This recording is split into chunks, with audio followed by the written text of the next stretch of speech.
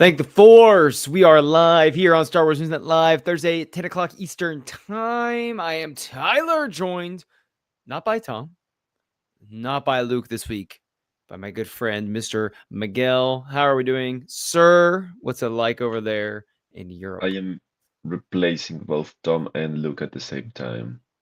So So yeah, you're going to that's how bring we're us rolling. firsthand knowledge of Star Wars when it first came out, coupled with unbridled enthusiasm for the future. I feel like that would be like the meshing of both of them together. So I'm excited to see That's what me. That's combination. me right now. Yeah. I think that's gonna be good. So we got a good rundown tonight. It wasn't like a crazy week of Star Wars news, but good rundown tonight. Just for people who are wondering, we're gonna do a little fun Starfighter, talk. I had just an idea I wanted to float to Miguel and then whoever else is out there listening this evening that I think will be good.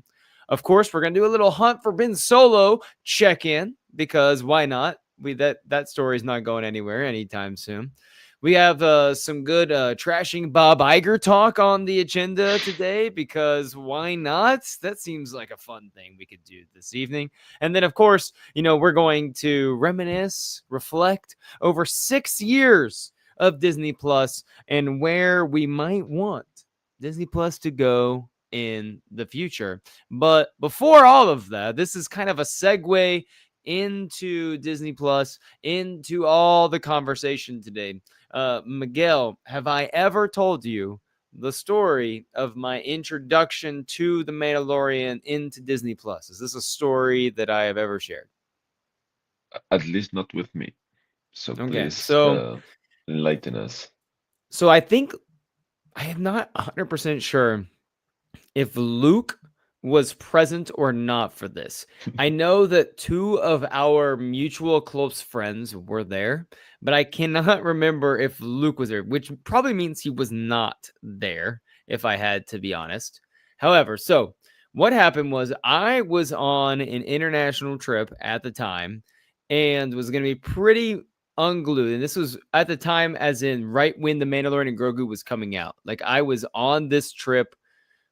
I think it came out with about 2.5, 3 days left until I got home. And so I'm busy. I was working, doing a lot of things. I'm not watching like the show. Like I was like, I'm gonna save it. I'm gonna be home or watching with some friends. We're gonna get the whole thing ready, right? And it was gonna be this really big event, and I was so excited. I successfully, stayed away from spoilers for those few days while I'm so busy. I'm not really looking at my phone. Nothing's happening. I'm like, this will be easy. I get on my flight back, connecting flight in Europe back to JFK. And I'm like, still spoiler free, still going strong. I get on my flight, JFK. We're about 20 minutes from touching down in Indianapolis because I was visiting. Luke lives there. I was visiting some friends over there. 20 minutes away, Miguel. We are so close. And I hear the person behind me go, "Can you believe that Baby Yoda thing and like the Baby Yoda character from the Mandalorian season premiere?" And I'm like, "What? Like, what are you talking about?" And I just hear them talking about it. And it's like I cannot, I'm like trying to get my earbuds out, but then at that point it's like I'm shell shocked. I'm like, Baby Yoda, like what does this mean? Like what does this mean? And so at that point I kind of gather that there's another Yoda creature that's going on. And so I go to watch the show with my friends, and I know they're watching. They're like, "Oh yeah, this is good. Like this is gonna be good." There's really, they just want to see my reaction. Like you could tell that they're like something big's about to happen in this. And I'm thinking to myself, one, I hate the fact that I'm watching it like when he says the client's 50 years old. I'm like, oh, so he's going to go get, at the time, Baby Yoda, and because he ages so slowly, and like I'm piecing it all together, and I know though that they're gonna expect me, the Star Wars fan, to have a big reaction.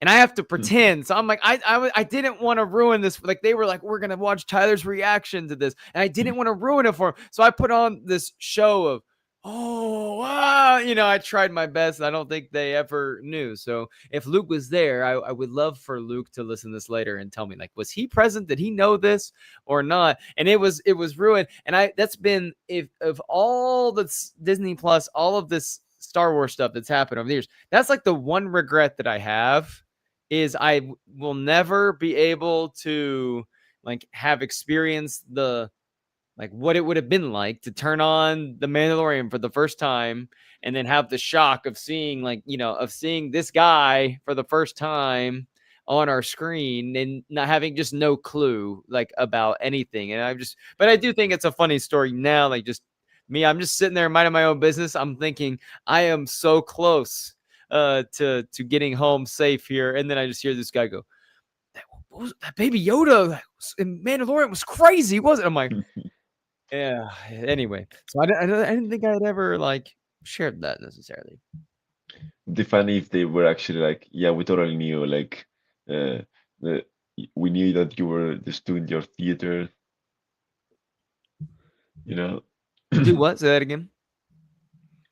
Would be funny if they were like actually pretending that they didn't know you were pretending. So it was just a big game of, you know, uh, everyone just playing along.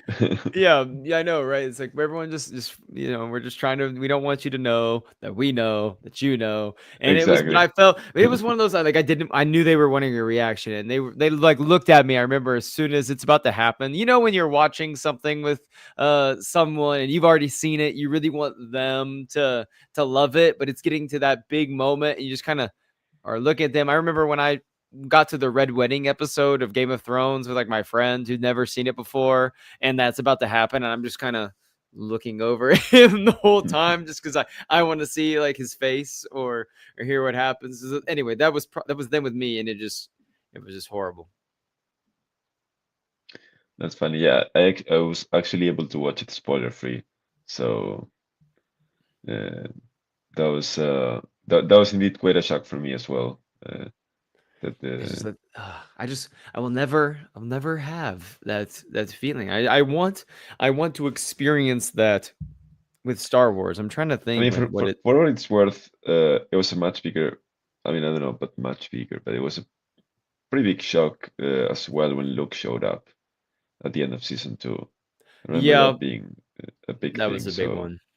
if you're able to experience that spoiler free, I What wouldn't I have any was for regrets. sure. That was one I did because you know me. I'm getting up bright and early to watch. And the only problem too was I was watching those Mando episodes. At like 4 a.m. before I had to go to get to school to teach, and so I'm Yeah. barely processing. I think what I'm watching at the time. So I remember when that happened, I'm like, oh yeah, it's Luke Skywalker. Oh wow. And then I think I fell asleep like right after the episode for like 30 minutes before I had to get up and get after it. But we'll get into some more Disney Plus talk. So Yeah. what do you want to tackle first, Ming? I'm gonna open up the floor to you here. We can trash Bob Iger for a little bit. We I'm just curious can. about this. I don't know really the reason to trust Bob Iger this week, so let's just give it to me now. I cannot Okay. wait for it anymore. So this is not necessarily new information. Like, this is something that has been around, but it was like the quote. I don't even know if it came out. It was like a new quote, or if this is just a quote that was like resurfacing. Sometimes someone says something in an interview 2 months ago, and then randomly it's like making the waves again on social media. And it's all about how Bob Iger is talking about how Disney Plus is going to have like the AI powered, like user Oh, generated, yeah. stuff. And I saw the quote, and the quote just is so annoying. Like, it just is so annoying. And it was, AI is going to give us the ability to provide users at Disney Plus with a much more engaged experience, including the ability for them to create user generated content and to consume user generated content, mostly short form from others. And these are great. There are great opportunities in terms of our collection of data and our mining of data.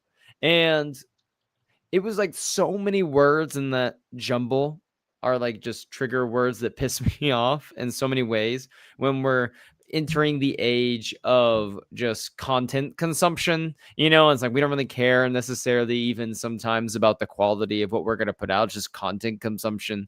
And then you have like how we're just going to outsource our creativity to AI, and we're going to have these things just kind of start taking over, and how Disney is in some ways been spearheading some of that too, with using AI in art for before shows, like in Secret Invasion, and now we're having this, and like it seems like this is going to be present on other platforms as well. This isn't just like a Disney Plus exclusive type thing that they're going to do. But I don't know if this is new quote, old quote, but the fact that this quote surfaced multiple places on my timeline today randomly, and I hadn't seen it before, coupled with the fact that I'm still reeling over Bob Iger making creative decisions for Lucasfilm for the last several years, I guess, this leads me to say, I'm kind of upset with this man again for the thousandth time.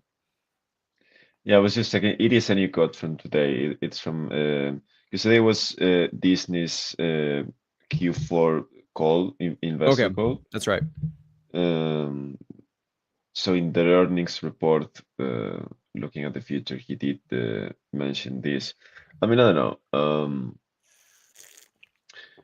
I don't really put too much, um, don't really invest too much effort or energy into all of these AI announcements because just think that until I see an actual, you know, use Right. on a screen or off screen, like this seems like could be more of a tool than be used for their shows. Mm-hmm. I don't know. Seems like because Wall Street is all about AI, and seems Mm-hmm. like something just to appease Wall Street rather than be actually interesting for the users. This is So random, but how prevalent is like AI in where you are in Spain? Like, is it like in terms of like in the culture? Is this something that is just taking over everything in terms of like every aspect of life? And I say that from the standpoint of this is not, I don't, this isn't like a political statement or anything, but there was like there's this big thing going on in US state of like Georgia, where there's like a senator running, and his opponent is creating their like fake, AI videos of him saying things, like using AI yeah, voiceover, him saying things that he never said. But and there's like a big thing, like how are we going to police all this? But then that, even beyond how crazy that is in the political realm, it makes me think like, if companies would start using this in their content platforms, and these things exist, what regulations, how do we keep this contained to some degree, to where it just doesn't become the wild west of random, content consumption, as he puts it himself? I I mean, don't know. It's for kind of a now, jumbled question. I don't think it's super prevalent. I don't haven't really seen many things like this.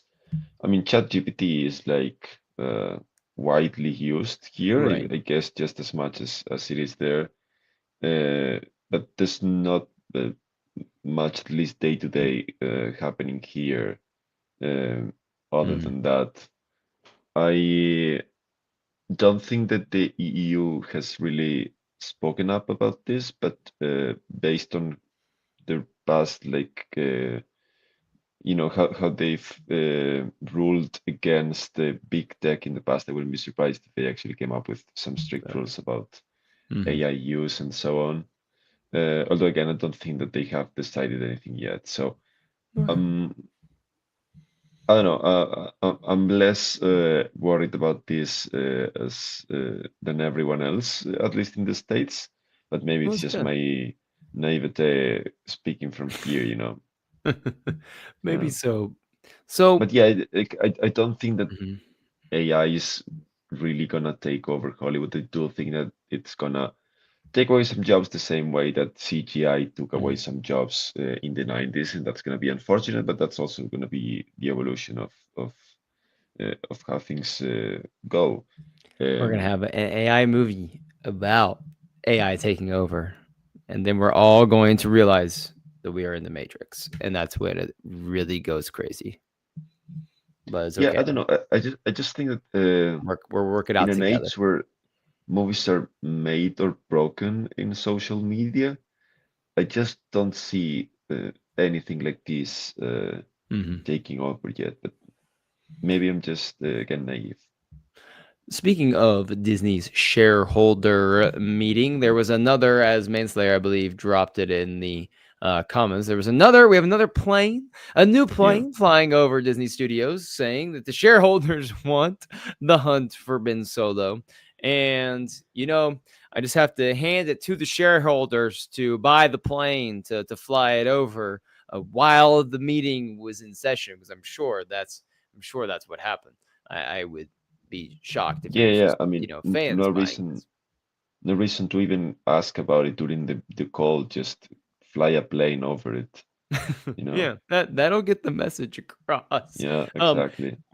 where we talked to, a few weeks ago about this, and it still feels, I was talking to some other friends about it, and they were like, yeah, probably this story, it was still on their mind, and these are people who are not like we are in the Star Wars, ethos here, like we're always like just everywhere in Star Wars, and they're just kind of they're big Star Wars fans, but on the more casual side of they're not going to hear every breaking story that comes out. And this is still something that they're seeing pop up on their feeds, on their timelines. And I am more and more, like every single day that passes since this has happened, thinking that this is going to require more than just a let's just keep this quiet and hope this goes away for a while, because it's only going to gain steam as Star Wars is like, there's a Star Wars movie coming out in May, and we've talked about this. Like, it feels like they're going to have to talk about it while this movie they're trying to promote this movie. I actually disagree. I think that this is gonna go away. I mean, I don't think that this is gonna go away entirely. I think that in a couple of years, like by the next celebration, we're just gonna see some people running around with t-shirts with the hashtag and maybe just have some whatever meetings. But I don't think that Hmm. there's gonna be planes flying over every couple of weeks. I think that Well, this is gonna go away just by itself after Christmas. after Uh, Christmas, sure. I don't know. I think that when a Star Wars movie comes out again in May, and there's going to be random questions that people are going to be talking about, oh, the Star Wars movie that we thought, we could have had. I think it's going to stick around. And then even at Celebration, I think that a lot of whether or not this goes away, obviously it's a couple years from now, we have a Star Wars movie, Star Wars shows, another Star Wars movie that'll be coming out around right after that Celebration, to kind of gloss over a story like this. But people are going to go into that Star Wars Celebration expecting, yes, we're celebrating 50 years of Star Wars, but they're going to go into that celebration probably excited and awaiting what the next chapter is in Star Wars.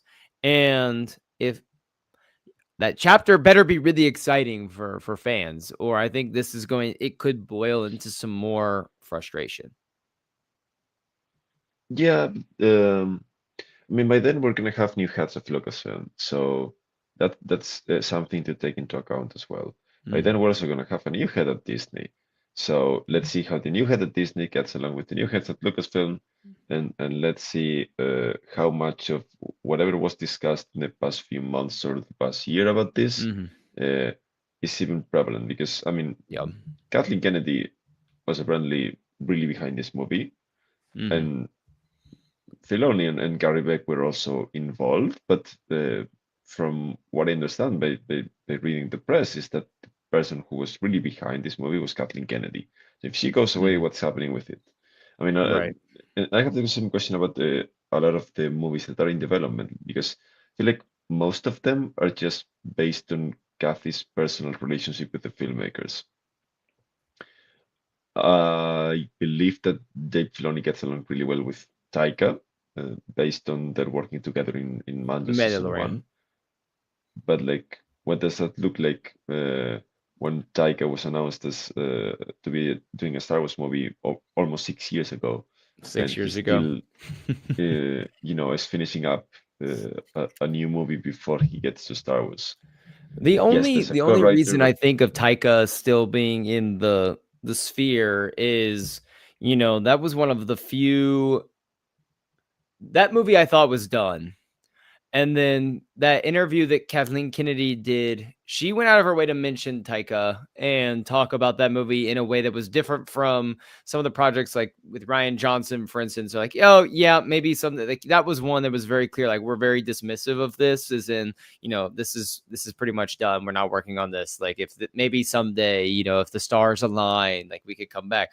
But that one made me think that there would still be some steam left there. Like that could pick up pretty easily. And that one feels more kind of like how Sean Levy's movie came out of nowhere and they were ready and they pushed this. I think if Taika ever really wanted to push, like, hey, I got this movie, this ready, and at the timing, felt right, I think that's one that they could streamline a little bit faster than maybe trying to get some of these others off the ground. But yeah, I the one that agree. I'm And most confused about is I'm really curious about is like Filoni's movie. And that's the one that I would have thought we would have heard something more about that by now, given that, but I'm wondering if that's the one that might be like what's going to happen there. That's the one I'm more confused about. no, I disagree. I think he was busy with Ahsoka, and I think that once Ahsoka comes out next year, uh, he's gonna be answering questions about this, and I think that he's gonna be like, yeah, script is ready to go. I'm gonna be shooting Mhm. in the fall. I don't know. So maybe that's the movie that comes out in May 2028 or something like Of that. 28 December 20. Is that, do they have the current list? I'm not that it matters. They can change those around. Is there a No, Star Wars on the exactly. docket They for don't, me? but they don't really have a date. But Disney must have one, so Yeah. they will just swap everything around Hmm. and have something there. Um, but yeah, in terms of Taika, I do agree that it was a bit curious that they added a new writer a few months ago, or at least they Hmm. publicly announced a new writer, which would probably mean nothing just because Right. Kathy does as Kathy uh, Yeah. says in the morning she's gonna do. But let's see, because Taika is also supposed to finish up his Clara and the Sun movie very soon. This is a movie that of which we know very little, but should probably come out in the next, I don't know, 6 to 8 months, or at least uh, have a firm release date announced by then.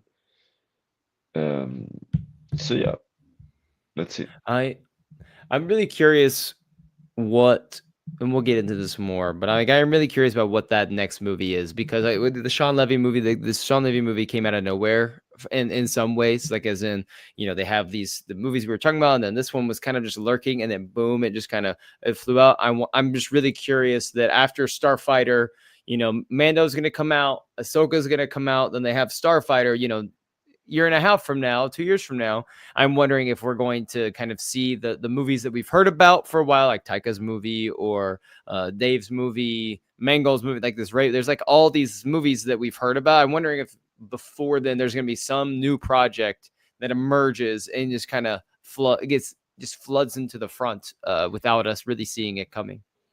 Yeah, I mean, there's still the issue with Mangold's movie, which was, I Hmm. think that a year ago they were thinking that this was going to be the next movie, and then Yeah, Ryan Gosling we showed talked up, about it. I and, think we had like me and you like talked about it for a while. Like we thought that was gonna be the next yeah. one, or So I do think that by January, February, we will know what the next movie is, because I think that they Mhm. make these kind of decisions at the beginning of the year. So they basically like finish off the year with a bunch of options. They go on a Mhm. Christmas break, and then beginning of the year they sit around and decide Mhm. the future. Maybe this year it will be little bit different because Kathy is supposed to exit very Yeah. soon. I would assume in January. Um, but I expect that they will actually decide around this time what they're doing next because they have to Mhm. prep in advance. Yeah, of course. And then there's a lot of things to do. Let's see. Manslayer says my excitement is more directed towards animation. Mall Shadow Lord, although great, I don't think it's the Clone Wars type of project that we were waiting. There is gotta. I felt like this for a while, and we'll talk about it more at Disney Plus. That Mall was a easy win. It's like an easy win show for them, but I still feel like they have a big swing animation wise yet to take. That's gonna be like the new era, like flagship show. But we talk about that. We talk about that a little more later. I did want to put this up there because I was thinking about this, Miguel, and they're on the like looks like same location as the last time that they posted that behind the Yeah, scenes this was in the summer. Yeah. photo. Same location. Happy birthday, Ryan Gosling. And really though, beyond like speculating about the story or anything, I was wondering if the general consensus from fans, like what are fans wanting from this location wise? Are they hoping that, and this is more of a you question as well, or do you think general fans are wanting like this to truly be, as it's been said, like a brand new story, new characters, new everything, and we have all new locations like in this film where we're not going to see any planet or whatever that we've seen before? Or do you think that it might be best to have at least one or just one like, place that we're somewhat familiar with, even if it's something we've only heard about, read about, but haven't necessarily been there before? I'm not saying we have to physically have been like this is like one of the, an ocean in Naboo or something. I don't know like what is going on that planet, but my question is really like, do you think that we need to go all new locations, or is it okay if we sprinkle in a place that we're familiar with Starfighter? So what you are really asking is, are we gonna see Tatooine here, right? Is that the question? Are we going to get Tatooine for No, the not necessarily that. Not, 150th time?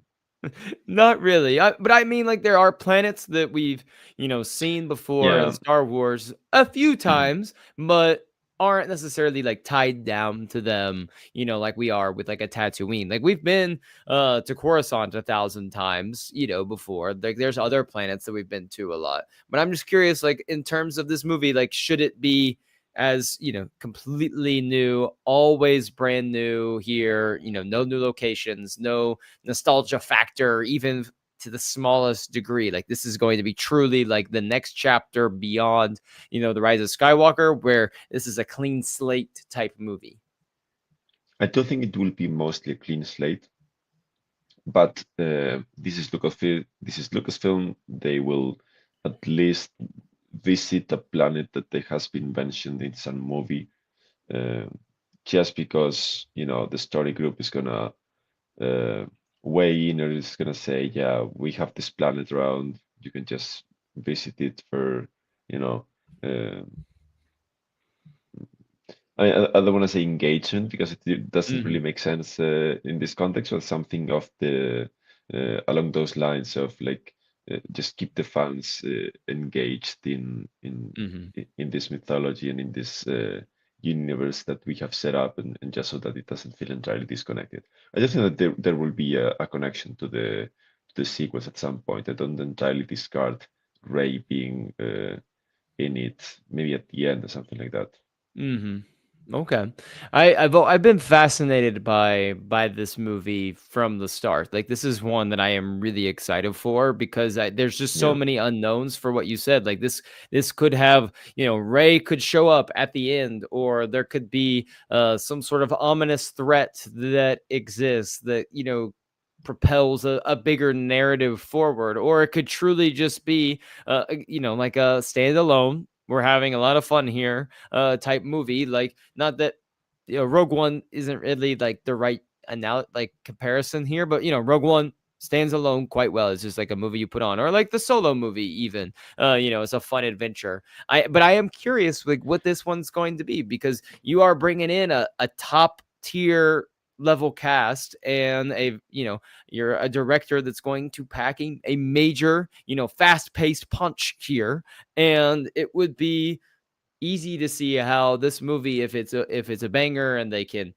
build off of that to bring some of these people back to tell more stories. But it also would maybe be a nice palate cleanser for some if we just got a great one-off Star Wars movie in theaters that just gets people really excited to sit back and go watch it again. And it's easy to make the comparison, given the name of the movie, like Starfighter, but like a movie like Formula One or like a Top Gun Maverick, where it's not like you're watching it to get ready for the next one. You watch it, you had a really great time, and it's one of those you're gonna tell your friends like, yeah, that was a great movie. You should go watch it. It was a lot of fun in theaters. Go see it. And then whenever you're sitting around at home, you want something just fun to put on. It's like one of the first things that kind of comes into your mind, but doesn't necessarily, you're not leaving the theater going, oh my gosh, the next one, like what are they going to do next? Like I don't know if that's really what this movie is going to be. Yeah, I agree. I do think that they're trying to open up to new characters post Rise of Skywalker, and to create new narratives, and to set up the canvas for what the future will look Mm-hmm. like. Um, this is also one of the reasons why I'm a bit skeptical that, Taika's movie is going to move forward, because I would believe that this would be entirely removed from everything. Right. Um, so aside from Filone's movie and maybe even Mangold's, because that's just like so far away in the past that we can just play Mm-hmm. around in a second timeline. Um, I did have the impression that they were just gonna focus on future stories, meaning the Ray movie, meaning this trilogy from Simon Kinberg, Kimberg. um, and so on. That's another one, by the way, that we should be hearing about soon, like what's Mm-hmm. happening with the first movie from Kinberg. And I'm excited that maybe that's something we hear about in, January, February, Yeah, especially when Kathleen Kennedy did that interview, she mentioned how he was going to be submitting, drafts to them in June was the yeah. date that she said. So I mean that's plenty of time by now for some more headway to be made on that project. And I don't know. I just think that the name Starfighter was not something that immediately grabbed me, but the more I sit with just Starfighter, I just like how easy that is. But also, I just think it just screams fast paced, really exciting a movie for me. Kind of like my favorite parts of Star Wars movies are when we get some sort of massive space battle. That's always been something that I've always loved, is like those massive space battles. I love watching like the opening of Revenge of the Sith and just seeing the Jedi starfighters fly around. Rogue One, obviously has some great stuff. Return of the Jedi, but I don't know. I even brought this out next to me. It's like my little X-wing that Janelle got me. It's like made of like different screws and bolts and stuff. It's like someone just take a bunch of junk and makes Star Wars things. And I don't know. I love this one, and so I'm really curious if you have a prediction or a take on what Ryan Gosling's Starfighter will be. Like, is it going to be some sort of brand new ship that we will be seeing for the first time, or is he going to be piloting like a classic? Like, is he going to be an X-wing in the back of an X-wing? Is he going to be like some random B-wing starfighter? Is this going to be something brand new, bringing that to the table? No, I do actually think it's gonna be new. Yeah, I don't, because you're writing a movie called Starfighter, and you don't want your character riding an X-wing. Hmm. Feels like, even though I love X-wings, actually, they feel a bit anticlimactic if they're gonna Yeah. be uh, the main ship of a character Hmm. defined by the Starfighter. So I do It's got to be think, very sleek. yeah, it's something like, uh, how the uh, I don't know, Mando's ship has been very unique to the character, both Hmm. the Razor Crest and then Yeah. the new one. I Hmm. do believe that it's going to be something along those lines of just something Hmm. very specific. How they like to say at Lucasfilm that their characters have a shadow that you can Hmm. actually recognize them in the dark. Maybe that will be the case for the ship here as well. I would love that. That yeah. I hope Um, it's something like really sleek, really sharp, very. just different from anything we've seen before. Like how do you do that? I have no idea. I'm not that creative and I'm not that smart. So that would be whoever's in charge of that. Like I just would love to have the notes afterwards. Like just give me like a 30 Yeah, minute sit down, tell me how you came up for the design of the ship. Like that's what I really want to know. And I'm excited too also something that I equally hope is that if Matt Smith is some evil general type person, like I hope that there is an antagonist ship as well, like not necessarily some large like fleet going after him or something like that. Like I would love to have like a protagonist, very epic ship that's very much tied to Ryan Gosling's character, and like Matt Smith has like his own ship as well that's very new, his own starfighter that is very we're gonna see that and attach it immediately to like whoever his character is as well, and we can almost like pit the two ships against each other. I kind of that's what I'm kind of to hoping be for. honest, Matt Smith's character always sounded to me more like a Grand Admiral Thrawn-like character, Hmm. meaning, I mean, not entirely like the blue makeup, but like the guy who stays on the Star Destroyer Hmm. and just basically interacts with the like quote unquote main villain, which would be like Mia Goth's character, Hmm. sending her around or just uh, sending instructions from the ship or Right. just meeting her with maybe he will get a few scenes off the ship. But Hmm. I've always imagined him being like this this figure on the upper echelon, like not really getting Hmm. his hands dirty. Hey, sometimes you got to get your hands dirty, and I want Matt Smith to get dirty in this one. Get in the ship, take care of Maybe I'm business. wrong, yeah. Got to take care of business yourself sometimes. So Miguel, it's been 6 years of Disney Plus. I shared my story of how I met everyone's favorite little green child 6 years ago, and I'm curious, what is the for you? Is the highest like peak of 6 years of Disney Plus Star Wars for you? Like, what when you think about your time sitting down watching Star Wars, like live action TV Star Wars, animation TV stars, whatever it is, something new on Disney Plus? What is the first moment that you think of when you think of Star Wars streaming? um, okay, that's a good question. I mean, I did have an amazing experience watching the Look episode for the first time back in 2020. I do remember that I was already a writer for the site, and we Hmm. had this group chat that I had silenced.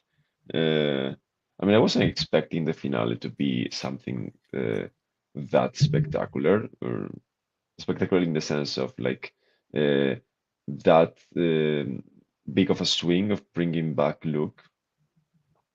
Um, but still, like it was a new episode of the show, so I wanted to silence the group, and I was able to watch it in the evening. So by the time that the episode had been live for like 16 hours, maybe 20 hours almost, like because it was. Hmm. Uh, my math is betraying me right now. I have to think like let's Right. say between 16 hours Hmm. and 20. So it's been a while, and I do um I mean that was a great experience watching in bed with my girlfriend. We I was just like quite amazed at how they pulled it off and Hmm. all of the hints that they laid out throughout the episode and how Luke eventually showed up. I do believe that the discourse that happened later of how this was the look that we should have gotten in the sequels was a bit out of hand. Right. Uh, but you know that's like not really the point here. So I do have that in high regard, but in terms of quality, there's just nothing. There's been nothing like what Under season two did, Yeah. especially the last few episodes. I just rewatched them maybe a couple of months ago, in a month and a half or so. And yeah, like those last four episodes or so are just Mm-hmm. so extraordinarily well written and well executed that there's just uh, that was like a pure drama of Yep. not just in the classical term, but also like uh, almost a tragedy where you're like uh, this is just an impossible situation where these characters actually were able to make it through, and Yeah. just by some miracle, and everything is so entangled, and the narrative is so well threaded uh, that I was just amazed that someone was able to write this something like this in Star Wars. Mm-hmm. I I have three that come to mind that for different reasons, of course. Mando season 2 finale of will always be up there. Like it's always it's just incredible. That was when the show completely peaked, I would say, Yeah. and we'll talk about the third season over time as we lead up to Mandalorian Grogu, but Mando season 2 for sure is up there. But I would actually put it third of the three for me because the and I'll put I want to talk about the Clone Wars and getting that final season of the Clone Wars back. So I was a little late to the party on some Clone Wars, Star Wars animation. So I didn't watch. I watched some when I was a kid, but I didn't finish watching everything until I was an adult. And those episodes were coming out during COVID, and there was nothing going on. I had no like professional life to speak of whatsoever at the time. Like I was pretty much uh driving myself crazy because work was so slow. I was bored. I couldn't go out and do much. And my roommate loved Star Wars. At the time, one of my roommates just loved Star Wars. And so we would just get up, and those mornings of just getting up and watching the Clone Wars, like those were not to be so dramatic to say like they were lifelines, but like the fact like we were ready, like it was just we would wait for each other, like we're excited to get up and watch, and watching the last few episodes. Just remember it was in the morning, and this is not something that is wise like for someone, but I remember we poured, and it was like those dropped in the morning. It's 9 a.m. We were drinking whiskey at 9 a.m. before the episode where we knew Order 66 was gonna happen. Like we poured a glass out at 9 a.m. and we're like, we need it for this one, and we're who cares? And that just will always be like ingrained in my memory just because of what was going on at the time. And then something I never thought that season 7 of Clone Wars, we would have the Clone Wars back, after I watched some as a kid, finished an adult, or whatever you want to call an adult. But anyways, that's it. But number one for me has to be Andor. And sitting in just silence after some of the episodes, especially the second to last arc that was released. That was the one we get the Gorman Massacre, and then the Welcome to the Rebellion episode they nominated for in one best writing at the Emmys. That one is the one that sits with me. But it's actually a funny story, and I feel like I got a good story for everything if I can, if the right occasion occurs. So I got three friends and I watch Andor together like every episode. Like we made sure we watched every episode together. We're always watching the arcs together. We have just watched the Gorman Massacre, and we're just some of us, there's tears, there's silence. We just sit there for a minute. We start the next episode. Mon Mothma begins her speech, and this is a big moment. Like it is silent in this room besides what is going on the television, and everyone is locked in. One of my great friends, my roommate, walks down, and he's a great person, and he's talking so loudly on the phone to his girlfriend, who is driving to the house. She's like 1 minute away, and I'm like, just hang up the phone. She's almost here. Mind you, this is like midnight because these episodes didn't drop until later. They're each an hour long, and this is the third, fourth, whatever it was, like the third one. So it's like midnight. We're tired, and we've just reached the like pinnacle of the arc, and then. Oh my gosh, I'm so excited to see you. I'm like, we all look at him. And then he leaves the door open, and her car gets there and it made some noise to where my friend's dog that he brought over, she freaks out, she starts barking and loses it. And so the whole speech is lost. Like we have lost the speech. We had to go back. I heard jumbled of it. Like this is just another pinnacle Star Wars moment on Star Wars Stream that I don't get the full experience of the first time that I watched it. And so we had to go. I remember we waited until he got back inside and then was upstairs and we were like, are we clear? And then we started it and we were like, all right, look, guess we'll re-listen. And we each had heard a little piece of it, but none of us had basically sat with all of it. And so I remember we were all just looking around each other like, are you kidding me right now? Like we love the guy. He's one of this is actually like the officiant for my wedding, which, almost lost that title after that role. So all that to say, those are probably my top three, which just feels Yeah. weird being loving Obi-Wan as much as I do, but like that there's no moment in Obi-Wan that sticks out to me like those other three do. Obviously, the Acolyte is definitely probably considered a pinnacle moment in Star Wars streaming for other reasons than what we're talking about now. But I want to throw it to you. We have talked about like our greatest peak. Where have the valleys been over the last 6 years? And this doesn't necessarily have to be like a show moment, like, oh, this is where they really lost me with the show. This could be like a Disney changing course really fast on something and moving, from one direction to another, green lighting this project instead of maybe focusing more somewhere else. Like it can be, a number of things. It doesn't have to necessarily be like I watched that episode and it was disappointing. I mean, uh, there's definitely a lot to talk about the Acolyte about that, being a valley and just being. 'Cause I remember I watched the first 4 episodes early, and I do remember my reaction of being okay. I think this was good, but let's see the next four because this could go either way. And I did have a better reaction for example to like the third episode than most people did when it came out, which was the one with the witches. But like the second one with the witches was just atrocious, Mm-hmm. and yeah, the finale was much better, but by then they had lost me. So we can talk about the Acolyte in terms of valleys, but I don't think there's more uh, a deeper valley than Skeleton Crew.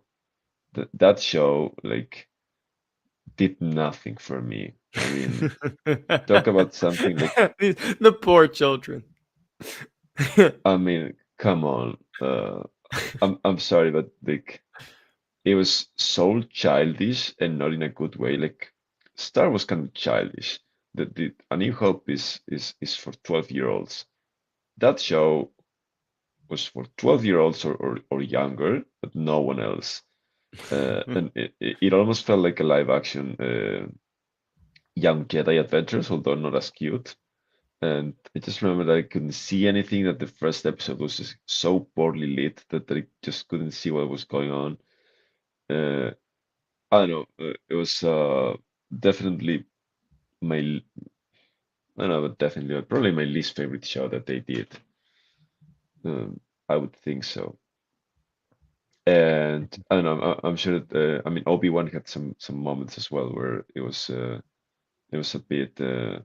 I think Obi-Wan is the show that I still don't understand why they did it, other than just to appease Ewan McGregor or just to, uh, because the fans asked for it, and therefore we must make the show because they really want to see it, not just because there was a narrative reason for it, which is like the worst kind of executive decision that you can make.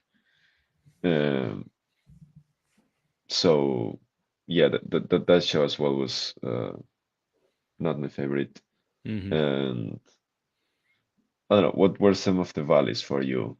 Uh, Obi-Wan is an interesting one for me because I have rewatched it. I rewatched it about like a year ago, I think, like, or maybe at the beginning. It was either at the towards the beginning of this year or towards the end of last year. And the story is fine for me. Like, I'm not saying that I dislike it or absolutely love it. I think I liked it more the second time I went back and watched. Like, I really enjoyed like the random episode in the middle where Obi-Wan just goes and saves Leia from the fortress like Inquisitorius. Like, I actually really enjoyed that episode. It's one of my favorites of the show. I get Okay. Manslayer mentioned this in the chat, like the Vader cracked mask moment too.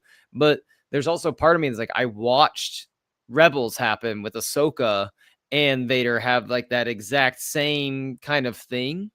And so the cracked mask thing with Obi-Wan, it didn't register on the level of the Ahsoka one for me.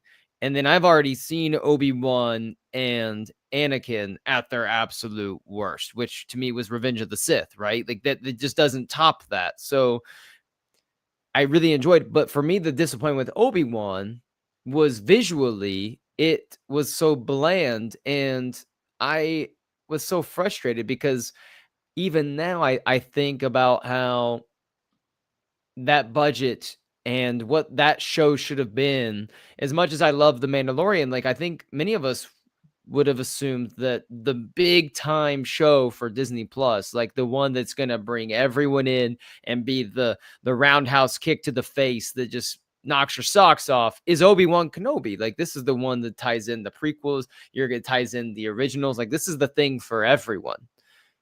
But it just kind of came and went, and it Yeah. didn't feel like there was any lasting relevance on the fandom. Like The Mandalorian, as even with season 3 being what it was, like those characters are everywhere. They're immensely popular. Like that was a phenomenon, and I really thought that that should have been Obi-Wan. Like that should have been what the Obi-Wan Kenobi show was, and it wasn't. And that kind of disappoints me still to this day. But I appreciate the show. But that's probably my biggest valley. For honestly, the Acolyte is up there because of a couple of reasons.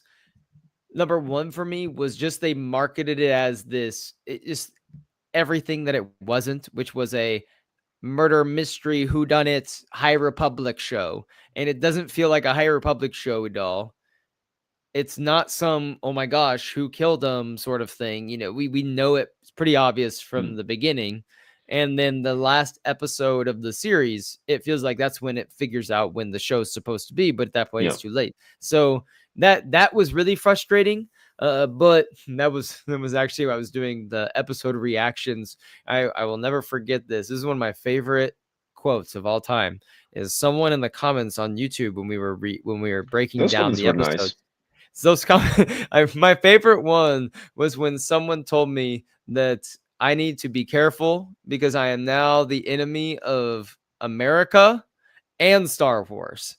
And that still makes me laugh like to this day. Like And what I mean, just remember that you can be the enemy of Star Wars or America, but not the two of the same at the same time. So be careful with that. Yeah. Yeah, I have to be careful with that one. And Yeah. Yeah. so my dad was looking, sometimes my dad, he looks at the comments of things, how the internet is sometimes it's really mean. Yeah. And he said something like, man, this just makes me mad. People are saying this about my son or whatever. I was like, Dad, your son's a middle school teacher as well. Like there are worse things said to me every single day than what is going on here. Those things happen all the time. But anyway, but like that was a valley because that felt like we had the Last Jedi was the divide of movies, and then now it felt like we had the just absolute divide in what you call it in streaming.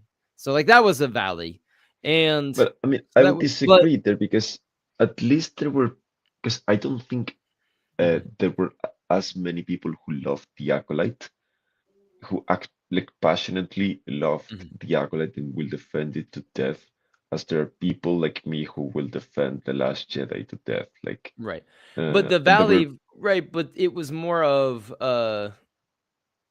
I guess from my perspective, I was looking at it as more of I really wanted to love that show. Like that was when they did the whole announcement of all the projects, like when 2020 or 2019, whenever Yeah, they did like this show, that was the one I was most excited for and was most looking forward to, had circled that one, was telling people like this could be the one that's like this is gonna be new, and then it yeah, was not. So that I think too, and then just the discourse on it was this the immense negativity. It sucked to kind of be in the Star yeah, Wars yeah, fandom at that time absolutely. and just be around there. I'm trying to think of other like valleys. I'll be honest, and this may be I don't know if this is controversial or not. Ahsoka was the last half of Ahsoka was kind of a valley for me. Oh I yeah, felt and that really makes me sad. Like I love that I watched the opening of the series popped up on my timeline the other day where Balin and Shin arrive, and it that's just an epic start.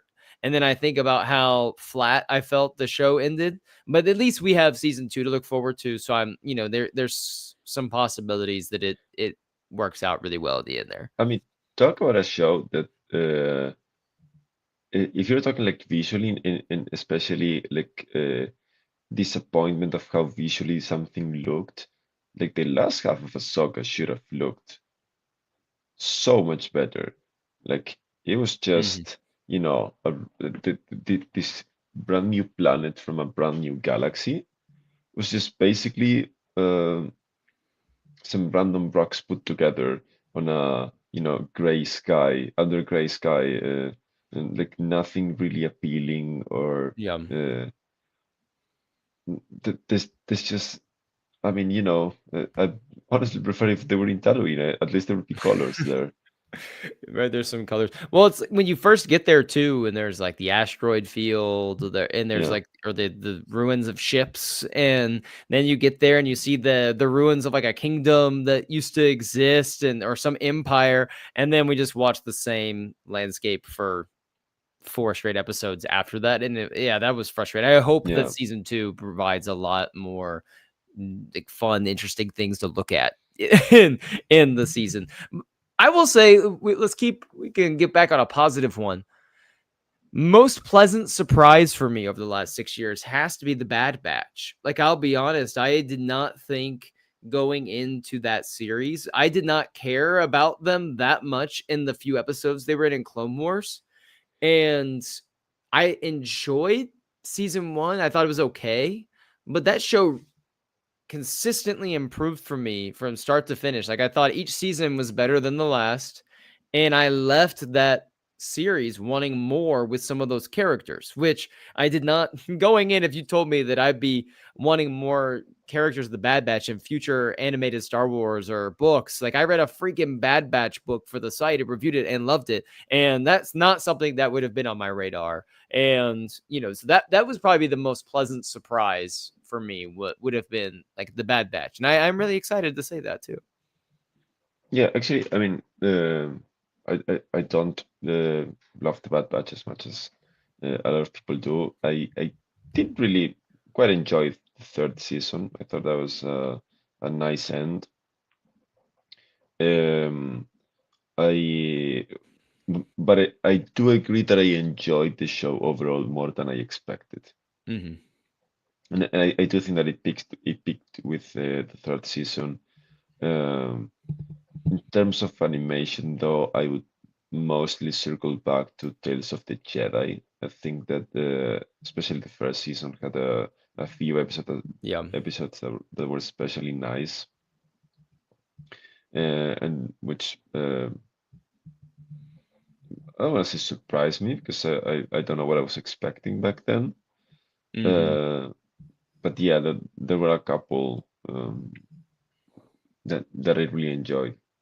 making me incredibly emotional over Yaddle. I think now I don't know if this is actually 100% accurate. So if anyone out there attacks me for this, I apologize. But I feel like the Tales of the Jedi came out the same around the same time or close to the same time as Cataclysm came out, the High Republic book, where Yaddle is like a major part of that book. And I remember, I think I remember like reading Cataclysm, and maybe I was just remembering Cataclysm, or vice versa. Like I watched this and then I thought of Cataclysm. I don't know, But I remember going like, this is like the year of Yaddle. We're getting Yaddle content where she's doing this crazy stuff in Cataclysm. We're getting a full end arc for her life with Count Dooku. And who would have thought that Yaddle would have been a fleshed out character that I cared about, other than just the funny like little side note when you're watching Phantom Menace and you just see her over there for a Yeah. moment in the disc. But like that's one.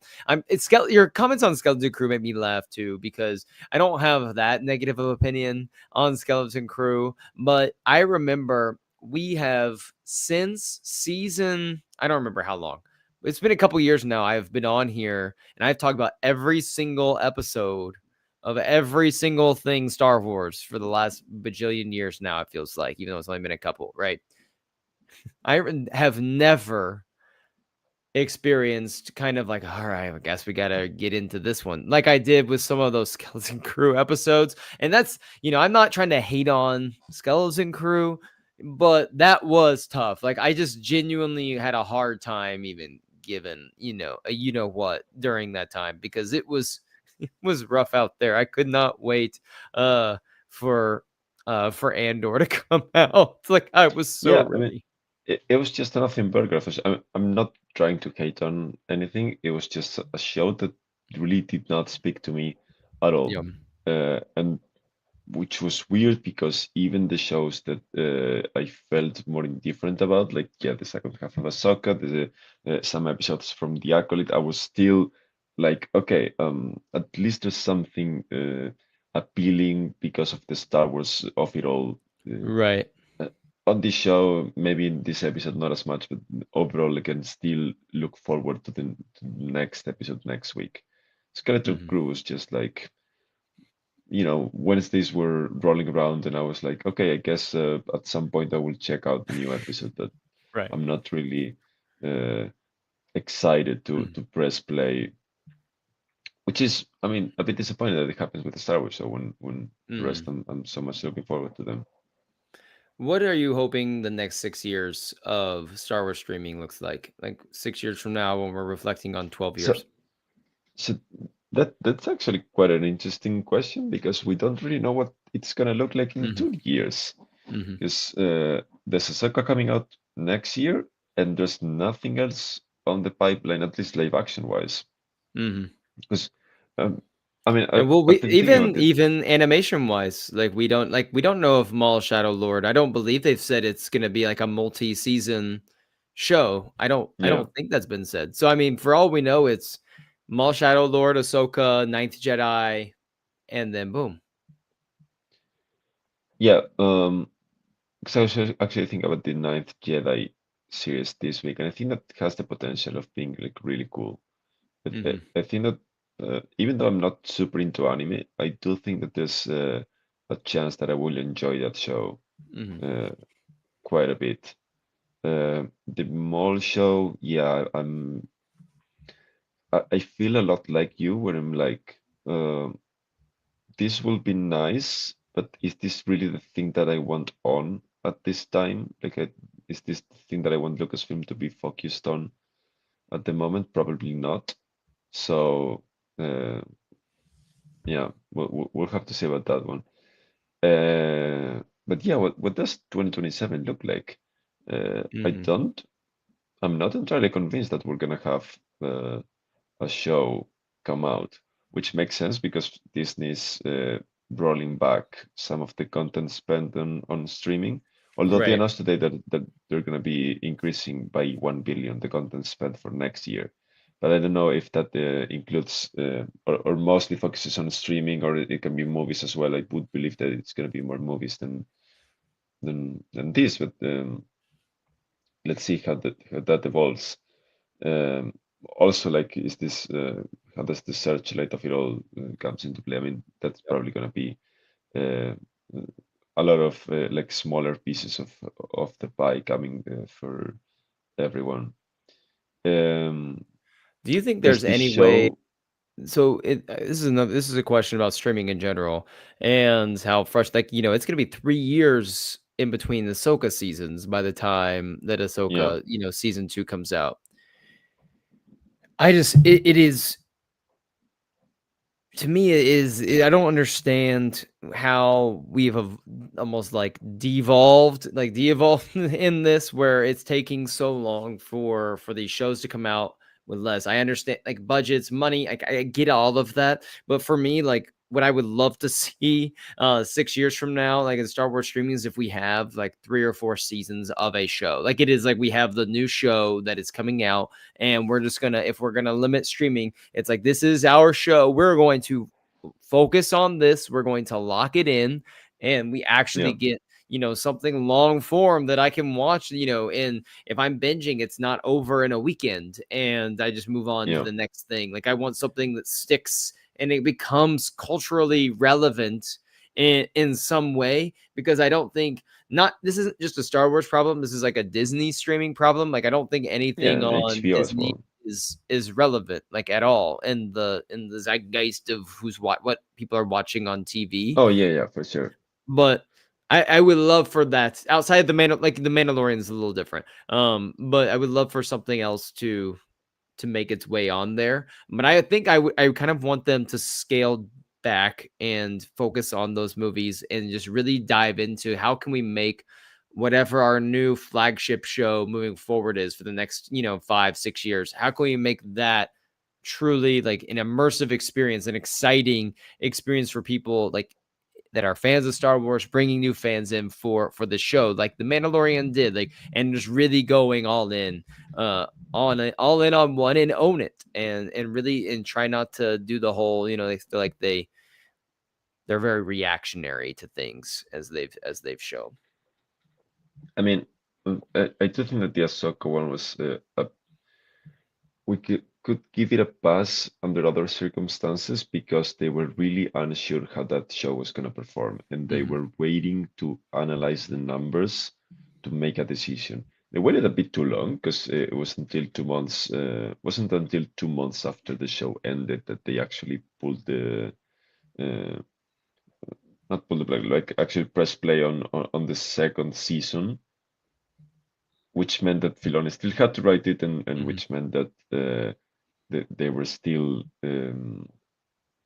waiting for pre-production and so on. And maybe if they had actually thought it through, they could have rushed production last year and have it ready by this year. Um, but there's this quote from someone at HBO, I cannot remember who at the moment. They were talking about The Pit, which is this medical show that they had Uh-huh. this year, which was like a lot like a cable show from back in the day, like an ER or something like that, where they had a season this January, and they're having a new season in just a couple of months, and they were talking about how this show uh, is helping them change the model and try to rush things or make things on a much faster pace just so they can Mm-hmm. have a new season each year. It's like, okay, so you're just going back to TV, right? Like we can just uh,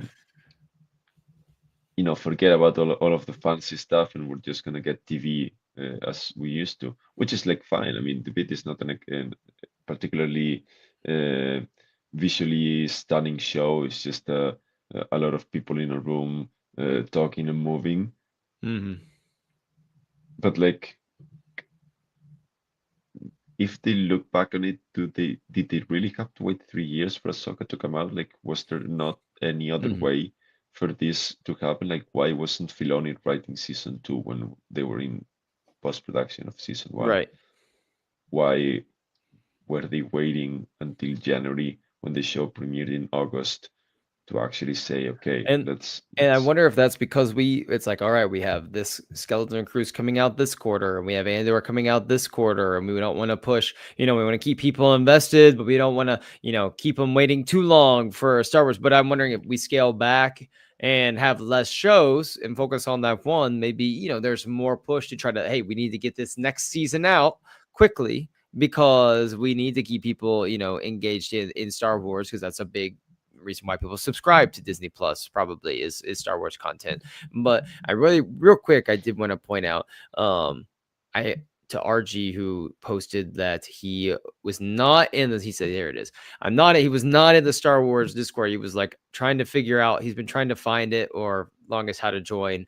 He's not very well versed with Discord. I need to. I'll post the link. But RG, if you message me, if you have Twitter, like at Tiber5, or if you message me on like TikTok, if you have TikTok, like at Star Wars Book Dude, I can send you the link to get in Discord. For some reason, my laptop's being a little weird right now. But also, if you need it, if you go look in Miguel's Sunday piece, every week he posts his Week in a Galaxy Far, Far Away on the site, or it's always on social media. He always includes a link to join the Discord for Star Wars Newsnet in there, so you can go click that and join it, and just make sure you have Discord downloaded or whatever, and you can join it that way as well. So I hope that is helpful. But yeah. Anyway, but yeah, the long waiting periods suck. I mean, it sucks to get 3 years. I'm like, this is 3 years ago, like next year that Ahsoka will be coming out. That just feels like an eternity ago, and I think that's being heightened right now as I'm watching Stranger Things, or I'm gonna try to watch some Stranger Things before it comes out, and then try to binge it, right? And I'm thinking to myself, gosh, this is like 12 years ago. I was 13 years old when I watched the first season of Stranger Things, or whatever it was. I was like 14, 15 years old when I watched the first season of Stranger Things. I'm like, that's just 15 years old when I'm watching Stranger. Anyway, but that math is I hard. mean, yeah, I think I discussed this in the past, but like Stranger Things season one came out right before I started my undergrad, and I'm now a PhD. And the new season hasn't even come out yet. So yeah, Mm. It's insane. It's insane. But I'm hopeful that Star Wars. The Manslayer dropped in here. Like, focus more on some like animated projects. I am curious. Do you think that it's possible that we get a straight to Disney Plus like animated movie of some kind, I was like some actually thinking sort of. about this week about this. Yeah, I do think. I mean, I was a bit surprised that like thinking about like why was the Ninth Jedi a show and not a movie like that. Could have been a movie just as well. So I do wonder um, if they're gonna, because it seems like they're gonna keep going back to the well of visions. I do wonder if they will continue some of those stories through a movie. Mm-hmm. That'd Um, be and nice. if not, like what is the another story that they may continue uh, as a movie? I mean, the Mm-hmm. Mall show, maybe they just don't have enough investment to Right. do another season and they just do a movie to wrap it up. But doesn't really feel like it, but maybe. A standalone movie, just I don't know, let's explore whatever story Mm-hmm. as a movie. I don't entirely see, but I do see a movie connected to a show Mhm. That'd be at some great. I would point. love I would love something like that. I Yeah. love the fact I would love like a longer form, something animation I can just turn on, not episodic. It's just boom, an hour and a half, hour 40 Yeah. minutes, and something other than the Clone Wars movie. Something other than Yeah. that. Not that I don't love seeing Stinky, which I'll have to revisit the Clone Wars movie. We're gonna have to do an episode revisiting the Clone Wars movie because we'll have to talk about Rudda the Hutt's early years before his epic return to the screen next May. Because, and I don't think I even talked to you about this, and this is the last thing, and then we have to go to bed. But when Jeremy Allen White said that a lot of the movie is Road to the Hut running around with Mando and Grogu, and doing stuff. Do you think that was just a random line that he threw out there, or you think he's gonna have a pretty large role in the movie? I do think I that always he thought will he'd be be an like a important side. part Okay. of the second act. Okay. I do think that the first act will be to get Rota. The second act will be Mando and Rota running around together. The third act will be some final battle with, their adventures together, you know, lead to some major encounter or major Right. event, and then just the third act unfolds, and the two are separated, or one is kidnapped again, and they have to rescue him, or I don't know, something like that. But the I key I word there, I would running believe that. around. What does it look like for a hut to run around and move quickly? That's the I, main reason my butt's gonna be in the seat. I just want to see a jacked hut moving quickly. but didn't he also like double down on this and said that he, or maybe someone else, reported that they knew from whatever source that he was actually gonna be like moving fast throughout No, the yeah, I agree. galaxy. I'm sorry. I want to know what like I think that's true. I want to know like what what that looks like. Probably they will Yeah, use the mechanical legs that Huts use. Where is that? I haven't seen what comic is that? Like I have not seen that. And I'm sure that's some random book or comic that I miss. But do they have metal legs that yeah, Caracas, that makes sense. That has to be what kind of steel? Like that has to be Beskar like legs. There's no way any other metal in the galaxy is able to hold up an entire hut and help them move fast. But hey, I'm ready for it. I'm ready for it. I've just imagined him like sliding through everything, like super fast. It's like and Yeah, like I doing know like little somersaults here and there. That'd be that would be just incredible. showing off. Me showing off. He's jacked. I want to see that 12 pack on Road to the Hut. That's what I'm ready for. Road to the Hut wields a lightsaber and Mandalorian and Grogu confirmed. Right here, he's lightsaber wielding Hut. It's going around using the Force, talking about the time that a young Tok'ra Jedi saved him in the desert and brought him home to his father. Ahsoka name drop. Wow. Okay, time for bed. Anyway, Miguel, thanks for hopping on. Appreciate you staying up super late to talk Star Wars. It was a good time as always. Thank you everyone in the chat. Go follow at Star Wars Newsnet for all your Star Wars news updates. Check out Miguel's another Sunday piece for another week in Galaxy Far, Far Away. Comes out every Sunday, usually, sometimes Monday morning, guys. If it's been a long I'm weekend. trying to stick to Sundays. I'm just doing an effort here. But it's gonna be the best Star Wars read you have all week, undoubtedly. Check out Star Wars Book Do. That's where I'm at on TikTok, posting random Star Wars stuff there. You can follow me on Twitter at TypeRed5. We'll see you next week. Should be a full house next week. Luke and I just put a timeline show episode out, episode 54. We talked about Edge of Balance Volume 2 manga, which was better than I thought it was going to be. Surprising. I was actually engaged in that one. I was not engaged in the first one, but I was engaged in the second one. And next one, we're going to do the Trail of Shadows 5-issue run. And then let's see, Tom and I are going to start our Mandalorian rewatch soon, and we'll be dropping a little episode on that. Until next time, everyone, for Light and Life, remember, we are all just trying to be jacked huts making our way in the galaxy.